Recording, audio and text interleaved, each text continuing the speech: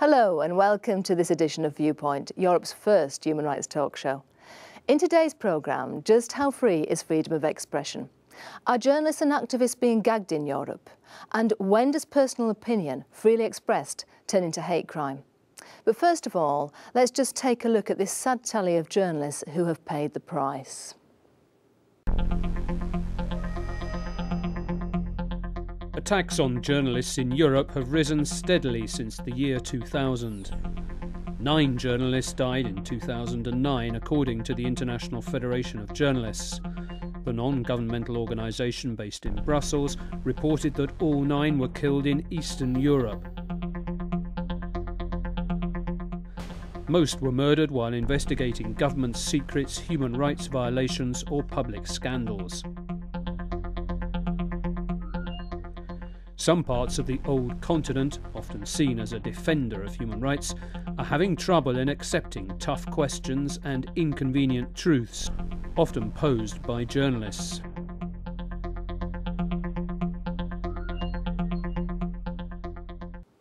So Vladimir Vasak, I want to come to you first of all. You're a journalist of many years standing now, with a great deal of experience travelling around Europe. Do you think that's an accurate picture of the circumstances that journalists have to work with? I would make a difference between basically the old Europe, as Mr. Rumsfeld said several years ago, and the new Europe, and precisely the former Soviet Union, in which zone the situation is really tough, as we saw in this video, because the journalists are under physical pressure. But the situation is neither excellent. It's not very excellent in the Western countries, because I think there are new types of pressure under the journalists from countries like France or Italy. There is this famous self-censorship. There is the pressure of the communication, the corporate communication, which is spreading all over the journalism, even till the political issues. If you cover political scene in France, for example, today, you have to deal with the very high level of pressure from the communication office of the president or of the ministers, you know. So you would say that, in fact, the idea of journalistic freedom is a bit of a misnomer, that it actually doesn't exist? It does exist, because we are here. I'm working for a television which is Arte, which is basically very, very free to say what we want. Let me turn now to Isabel. Isabel Stillwell, you have come to us from Portugal, where you're a journalist, again, of many years standing, working in print journalism and also in broadcast. Does this picture resonate with you? We have to honour this type of journalism and say that these people are really brave in being able to put their lives at risk to defend. It's really journalism in the front line, isn't it? It's journalism fighting for what they believe. Line and fighting, and it's opening doors that we hope in one generation or two will, thanks to these people and to these lives, will be able to have a free press.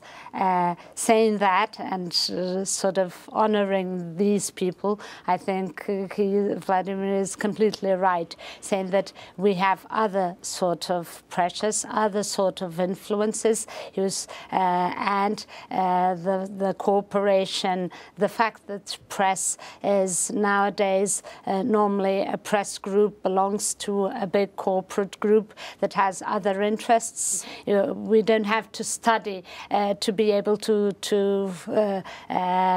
run away from bullets, but we have to be instructed and learn how to protect ourselves from this political influence, from the economic influence.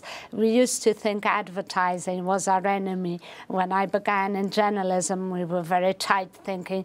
We have to be very, our freedom is going to be frightened by advertising. We have to put advertising and editorial in 2 blocks. Nowadays, I don't think advertising is our enemy, but our ally, because I think only with very healthy economic publishing groups will have the power to face the economic influence, and will have the power to be able to say no to things.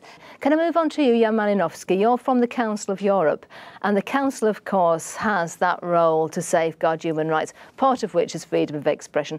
Can you tell me what's your team doing to help these journalists in trouble? Well, we try to develop standards and guidelines so that the member states of the Council of Europe have the tools in order to better safeguard freedom of expression and freedom of the media. We elaborate action plans in respect of certain countries that need special support, and we provide direct assistance in those cases. But freedom of expression and freedom of the media is permanently under threat. It's like on a sliding slope, and we have to continue propping it up everywhere. In Western Europe, in Eastern Europe, there's a constant trickle of cases before the European Court of Human Rights where member states are being found in violation of freedom of expression and of freedom of the media. And we need to preserve that for the interest of democracy and in the common interest. A violation of human rights, a violation of freedom of expression in one country affects us all. We have to continue striving to preserve freedom of the media. Yes, let me come on to another point now. I want to bring in Naima Tahir. Naima, you're quite a different sort of person. You're a novelist, you've previously been a lawyer, and of course you're looking at freedom of expression from a different point of view, not so much from the journalist's point of view, but from the view of society in general. Can you tell me a little bit about your experiences? My experiences were when I started writing. Since I worked as a human rights lawyer, I believed in the freedom of expression, and I believed that I needed to utilize this freedom of expression to write about very sensitive issues such as the multicultural society and of Muslim women's human rights. Those are the themes of my book.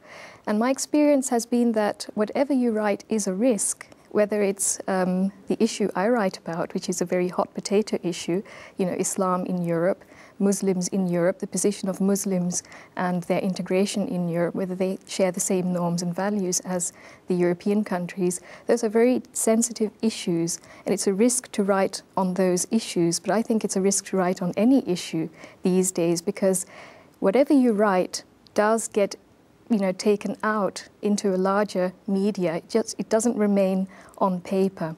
It gets out there in radio, in television.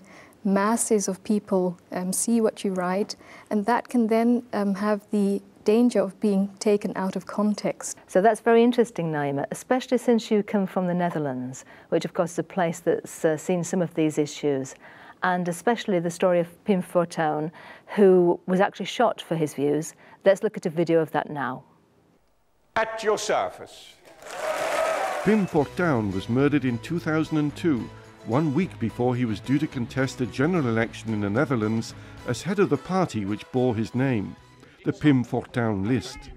He was shot 6 times outside a radio studio just after giving an interview.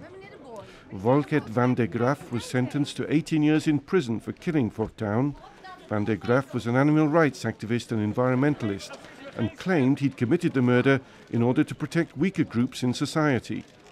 Pim Fortuyn was known for his anti-immigration views and his outspoken criticism of Islam. He called for greater restrictions on new immigration to the Netherlands, arguing that the country was too small. So Naima, you've seen that film now. Can you tell me, as a woman coming from the Muslim community, how did the community react to that? Well, the community is a large abstract thing. So my views are distilled from members of the very many communities the Muslims are in the Netherlands, and the majority of them really didn't appreciate what he said.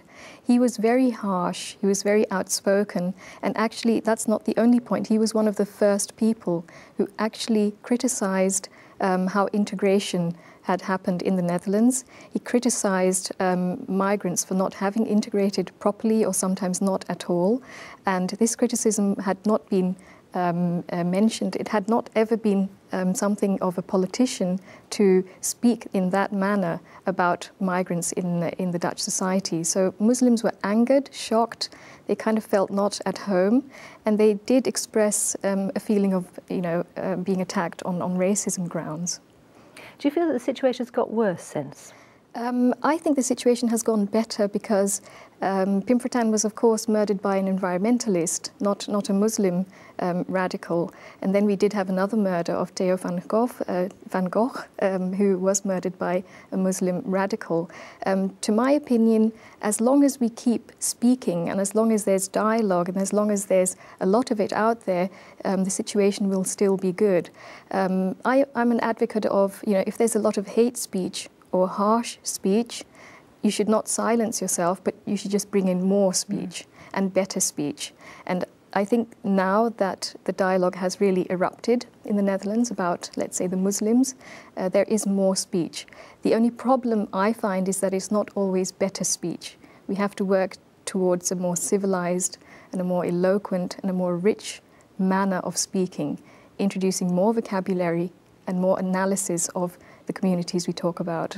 More richness, in fact. So what we're talking about is censorship and where the line lies, and whether in fact we can enrich communities, bring them together with the way that we express ourselves, either through journalism or through the novels that you write. Can I just turn to Jan? How does the Council of Europe look at this in a broader sense? I know that when there was the controversy about the Danish cartoons, the Council of Europe did react. Does the Council see this in a broader field? Well, I think that if I can reply to the previous issue first, which is very interesting, freedom of expression, of course, is not an absolute right. It has limits, and there are restrictions, and there are responsibilities that come about with it. However, there is always behind freedom of expression and behind the media certain shadows looming. Defamation laws, the risk of being prosecuted and imprisoned. There are issues that you mentioned earlier about employment, about editorial lines in different media entities, and so on and so forth.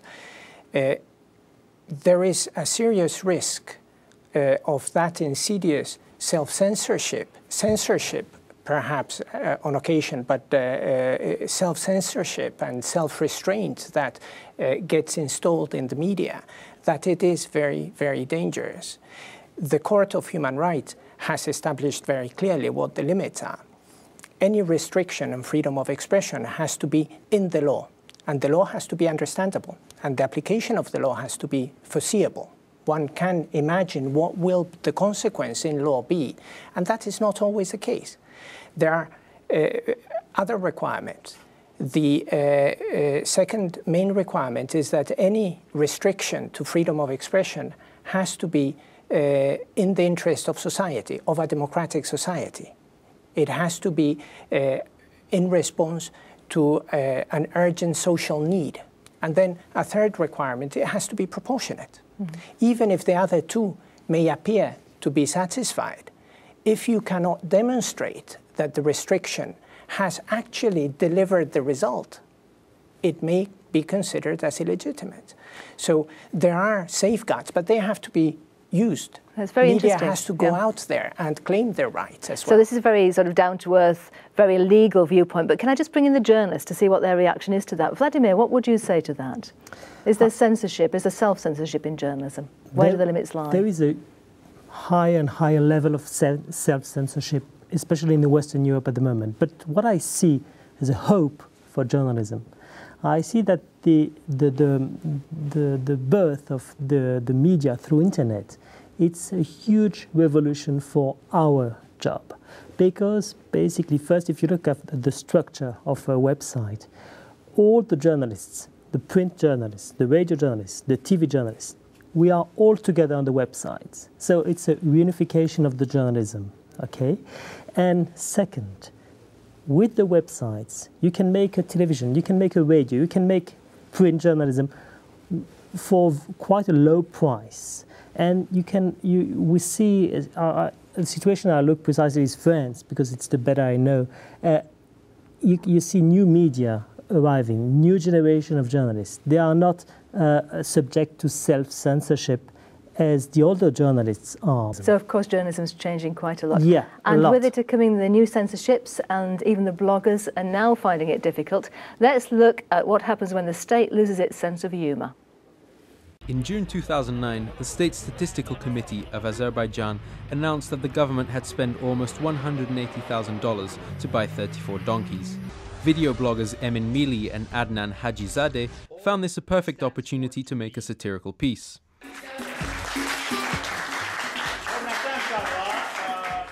In a staged press conference, one of them dressed up as a donkey and answered questions from fictitious journalists. When asked about the high price paid for the donkeys, he justified it with his higher education and knowledge of languages. He even put on a short performance with a violin.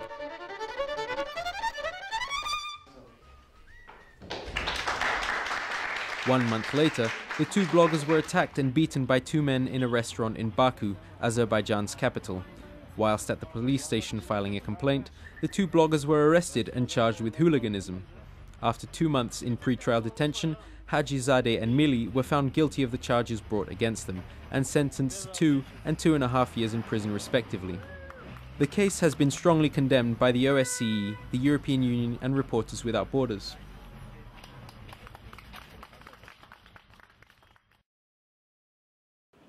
So there we go, a great sense of humour, something very original, but nonetheless cracked down on by the state. Isabel, what do you think of that? I think it's inconceivable. We're so used to being free, as we're so used to doing humour about things, that the idea that someone can limit a naive thing, something like this, is inconceivable for us. And I think there's only real freedom of press, and in the real sense, when there's a justice system working well. Yeah. Because and it happens in Portugal, where justice is very slow sometimes, and so freedom of newspapers and of media can become a threat to the good name of people. Very important. Jan, I want to turn to you because, of course, this whole world of the blogosphere, this new media, has changed the goalposts for your work. So I'd like to really know, and let all of the guests hear, what is the Council of Europe doing now to adjust to this new world? The last ministerial conference specialized on media matters decided that one of the areas of work for the Council of Europe during the coming years has to be a new notion of media. What is media today in reality? It's not the traditional newspapers, magazines, broadcasting. It is something different. And we have to see how the values and the principles of freedom of expression, freedom of the media, the privileges of media and journalists, how... Because you're able, in a press, we continue to write our names, identify ourselves, we can be called to trial. And in the internet world, you can write whatever you feel like. It is a question of how rights and principles are translated into the new environment. So it's not about a free range there. It's about reconstructing traditional values and traditional laws that we have seen work into the new environment. Can I perhaps just take Naima's point of view on that? Well, we've discussed the utilization of freedom of expression, and there are many more people using this freedom of expression. And we've talked about safeguards, that there should be safeguards, there should be a judicial system, a body of law which protects people to say what they want to say. But I think what's lacking is that we also need education of people. Because in the Netherlands, for example, there's this attitude that one can say everything what one thinks, and that is a right, and everyone utilizes that right. But everyone says also anything anyone wants to say, but it's not always nice, a thing that someone says. And I think people should realize that freedom of expression is a good thing, but it's also good to just restrain yourself, not from fear, but just from being civilized. Now, Mark Twain had a very nice quote about this. He said, freedom of expression is a precious thing, but equally precious is the prudence not to use it. So we should really educate ourselves that it's not necessary to say anything you want.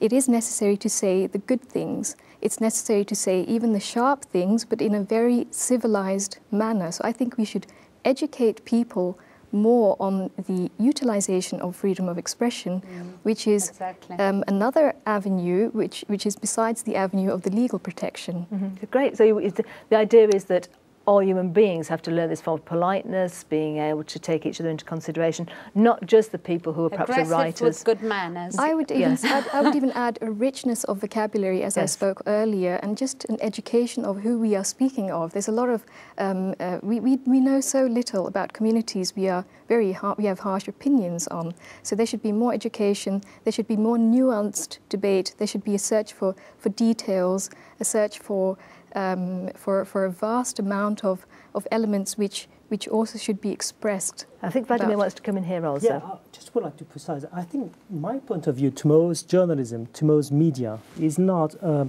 huge blog where everybody would say what they want without any control, without any signature, you know. I think that I would be, again, quite provocative saying that I don't really believe in journalism through the blogs for the future. I think it's just a moment. People are just writing, spreading informations, you know, in a bit anarchic way. But in the future, there will be a professionalism of the media through internet.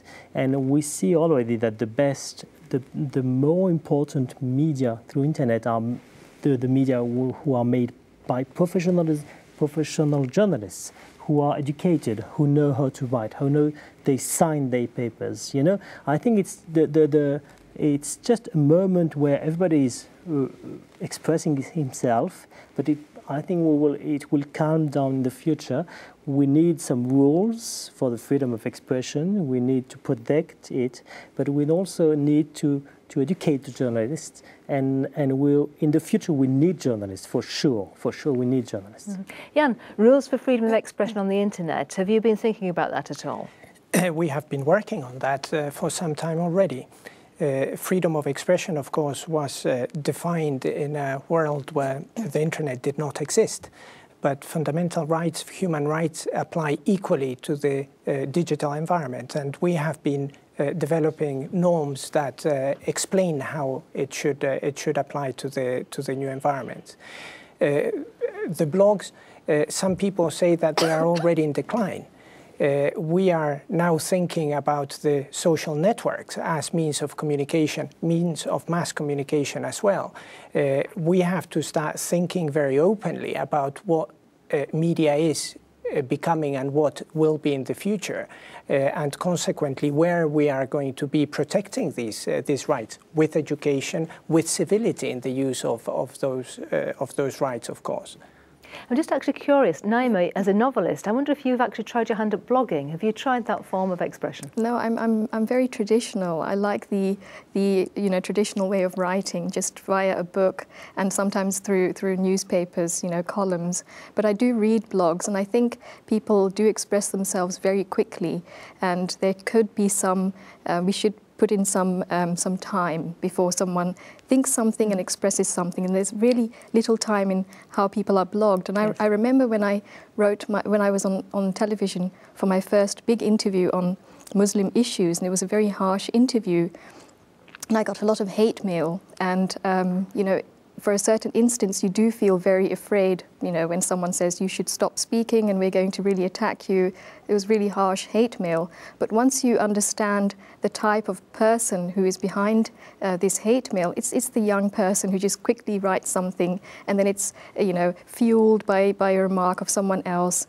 And I think we should put in some time before someone really puts out a blog. And that's why I don't like blogs myself. I like the traditional writing, the act of writing which is slow, which it's put on paper, you reflect on it, you think about it, you throw it away, you begin again. That's the way I write. And there is, of course, another aspect to this, which is Europe, in the sense of the Council of Europe, is 47 countries. And, I mean, can we really make a law or some sort of standard that applies to all of them? I'd like to just turn to Vladimir on that point, because you've travelled an awful lot, I know, in different countries. Do you think there could be a standard?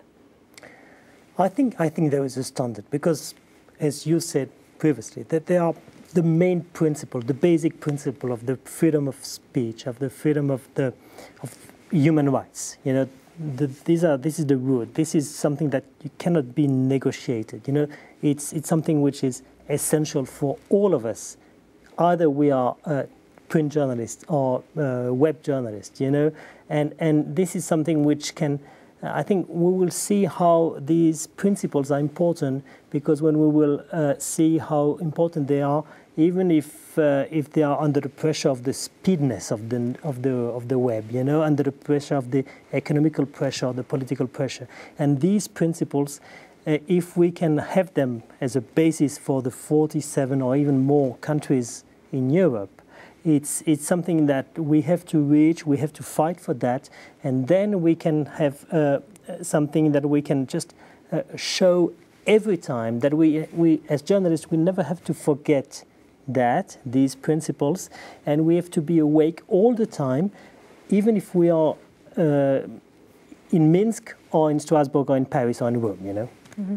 Well, just to finish up today, I'd like to take a few little soundings on what we think the future might look like. So, Isabel, what do you feel will be coming in the future? Do you think there's more hope for journalistic freedom and for a lack of manipulation?